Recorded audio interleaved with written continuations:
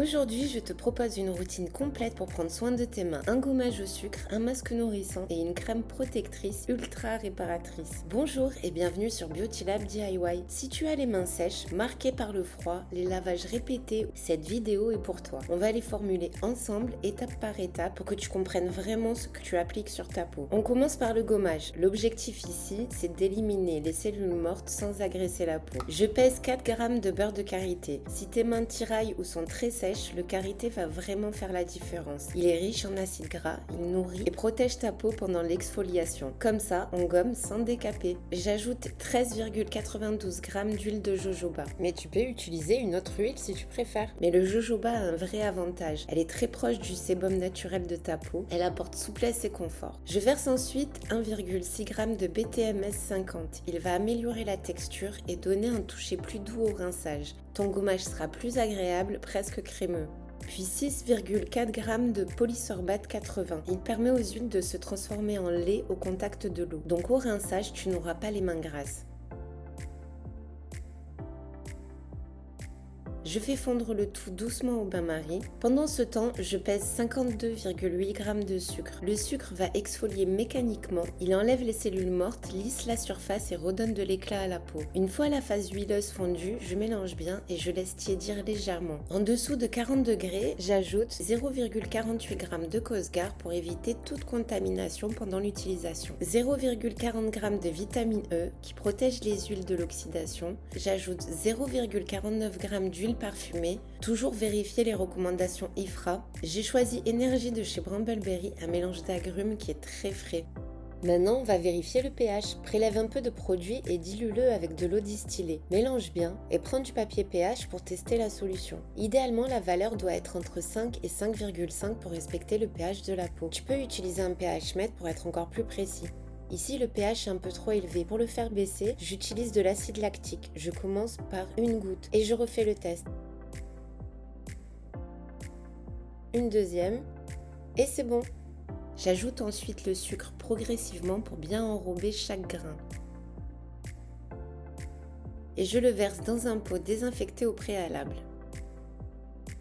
Pour l'utiliser, masse doucement sur main humide, insiste sur les zones sèches puis rince à l'eau tiède. Tu peux t'aider d'une petite brosse pour bien exfolier en profondeur. Maintenant que ta peau est débarrassée de cellules mortes, on va lui offrir un vrai soin réparateur. Ici, on crée une émulsion, un mélange d'eau et d'huile stabilisé par un émulsifiant. Je pèse 51,12 g d'eau distillée. Ensuite, je pèse 2,4 g de BTMS 50. Il apporte de la douceur et aide à stabiliser la texture. 2,4 g d'alcool cétéarylique. Il épaissit la formule et renforce l'effet protecteur sur ta peau. 4 g de beurre de karité, toujours pour nourrir et réparer intensément. 7,2 g d'huile de ricin. Elle est plus épaisse. Si tu as les mains très sèches, elle va créer une vraie protection.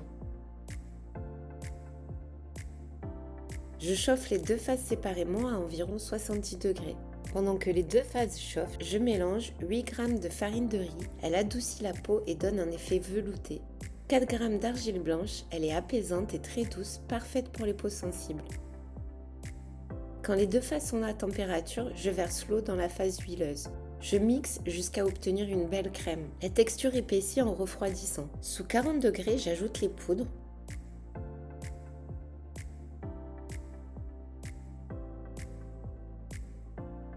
Puis 0,40 g d'huile parfumée, toujours énergie, 0,48 g de Cosgar. Je mélange soigneusement.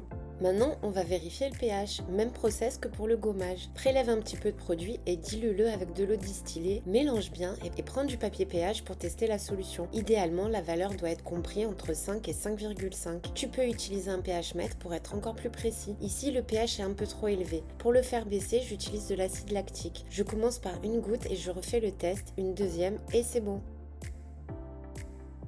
Verse ton masque dans un pot propre et désinfecté. Pour utiliser ton masque, applique-le en couche généreuse, laisse poser 15 minutes, enlève l'excédent puis rince-le à l'eau tiède. Ta peau sera toute souple et profondément nourrie. Pour protéger tes mains toute la journée, on termine par une crème riche et réparatrice. Verse 65,34 g d'eau distillée et ajoute 3,3 g de glycérine végétale. La glycérine est un humectant. Elle attire l'eau et aide ta peau à rester hydratée plus longtemps. 5,5 g d'olive oil. C'est l'émulsifiant qui va lier l'eau et l'huile et donner une texture très douce à la crème. 2,2 g d'alcool cétéarylique pour stabiliser et épaissir la formule, 22 g de beurre de karité pour réparer intensément, 6,6 g d'huile de jojoba, 3,3 g de squalane végétale. Il renforce la barrière cutanée et donne un toucher soyeux sur la peau. Je chauffe les deux phases à 70 degrés. Je verse la phase aqueuse dans la phase huileuse et je mixe.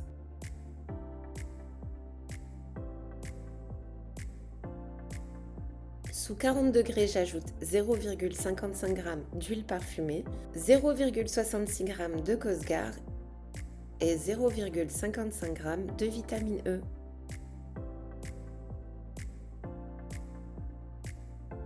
Je vérifie le pH, idéalement entre 5 et 5,5 pour respecter la peau. Le pH est un petit peu trop élevé, j'ajoute une goutte d'acide lactique et c'est parfait.